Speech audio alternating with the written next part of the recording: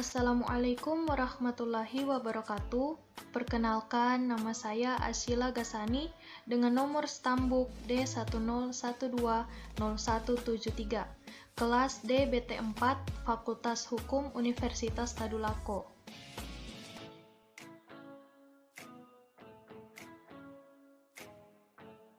Pada kesempatan kali ini, saya akan mempresentasikan tugas ujian akhir semester mata kuliah Hukum Keuangan Negara dengan topik yaitu Undang-Undang Republik Indonesia Nomor 15 Tahun 2006 tentang Badan Pemeriksa Keuangan. Selanjutnya, pada pasal 1 ditulis mengenai pengertian Badan Pemeriksa Keuangan yang disingkat BPK, yaitu lembaga negara yang bertugas untuk memeriksa pengelolaan dan tanggung jawab keuangan negara sebagaimana dimaksud dalam Undang-Undang Dasar Negara Republik Indonesia tahun 1945.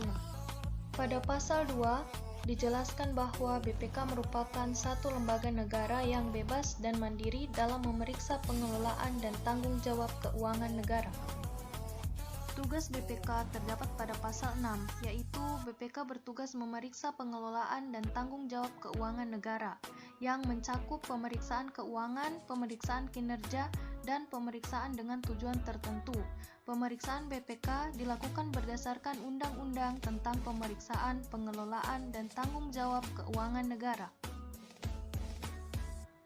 Hubungan BPK dengan DPR dituangkan dalam pasal 7 ayat 1, yaitu hasil pemeriksaan oleh BPK merupakan bahan bagi DPR untuk melaksanakan fungsi pengawasan, sedangkan DPR dalam melaksanakan fungsi pengawasan tersebut dapat memerintahkan kepada BPK untuk melakukan tindakan tertentu sesuai dengan kebutuhan pemeriksaan. Seperti yang ditulis pada pasal 8 ayat 3, BPK bertanggung jawab melaporkan unsur tindak pidana kepada pihak yang berwenang. Pihak berwenang adalah kepolisian, kejaksaan, dan KPK. Laporan BPK dijadikan sebagai bahan awal untuk dasar penyelidikan atau penyidikan oleh pejabat penyidik yang berwenang. Wewenang BPK tertulis pada pasal 9, yaitu salah satunya menentukan objek pemeriksaan, merencanakan dan melaksanakan pemeriksaan, menentukan waktu dan metode pemeriksaan, serta menyusun dan menyajikan laporan pemeriksaan. Kemudian melakukan pemeriksaan di tempat penyimpanan uang dan barang milik negara, di tempat pelaksanaan kegiatan, pembukuan dan tata usaha keuangan negara, serta pemeriksaan terhadap perhitungan-perhitungan, surat-surat, bukti-bukti, rekening koran, pertanggungjawaban, dan daftar lainnya yang berkaitan dengan pengelolaan keuangan negara. Wewenang berikutnya yaitu menetapkan standar pemeriksaan keuangan negara setelah konsultasi dengan pemerintah pusat atau pemerintah daerah yang wajib digunakan dalam pemeriksaan pengelolaan dan tanggung jawab keuangan negara. Pada pasal 28, anggota BPK dilarang pertama, memperlambat atau tidak melaporkan hasil pemeriksaan yang mengandung unsur pidana kepada instansi yang berwenang.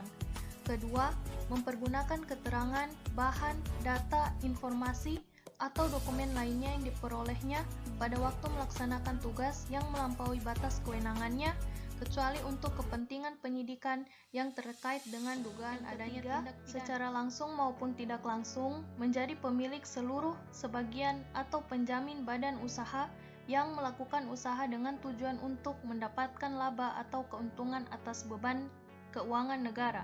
Yang terakhir, merangkap jabatan dalam lingkungan lembaga negara lain dan badan-badan lain yang mengelola keuangan negara, swasta nasional atau asing, dan atau menjadi anggota partai politik.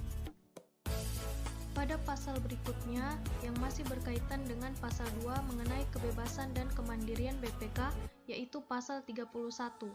Nomor 1 dijelaskan bahwa BPK dan atau pemeriksa menjalankan tugas pemeriksaan secara bebas dan mandiri. 2. BPK berkewajiban menyusun standar pemeriksaan keuangan negara. 3. Dalam rangka menjalankan kebebasan dan kemandirian sebagaimana dimaksud pada ayat 1, BPK dan atau pemeriksa berkewajiban A. Menjalankan pemeriksaan sesuai dengan standar pemeriksaan keuangan negara. B. Mematuhi kode etik pemeriksa. Dan C. Melaksanakan sistem pengendalian mutu. Pada pasal 34 ayat 1 dituliskan BPK dalam menjalankan tugas dan wewenangnya dibantu oleh pelaksana BPK yang terdiri atas Sekretariat Jenderal, Unit Pelaksana Tugas Pemeriksaan, Unit Pelaksana Tugas Penunjang, Perwakilan, pemeriksa, dan pejabat lain yang ditetapkan oleh BPK sesuai dengan kebutuhan.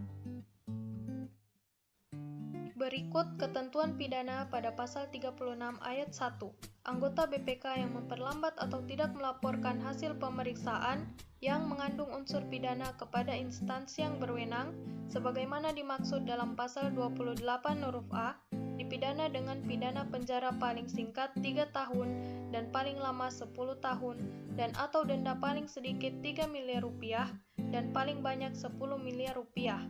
Pasal 36 ayat 2, anggota BPK yang mempergunakan keterangan, bahan, data, informasi dan atau dokumen lainnya yang diperolehnya pada waktu melaksanakan tugas BPK dengan melampaui batas wewenangnya sebagaimana dimaksud dalam pasal 28 huruf B dipidana dengan pidana penjara paling singkat 1 tahun dan paling lama 5 tahun dan atau denda paling sedikit 1 miliar rupiah, paling banyak 5 miliar rupiah.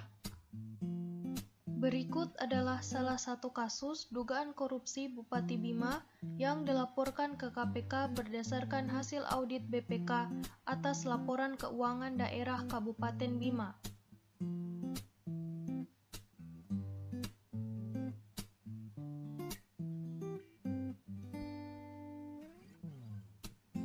Sekian presentasi dari saya, kurang lebihnya mohon dimaafkan. Wassalamualaikum warahmatullahi wabarakatuh.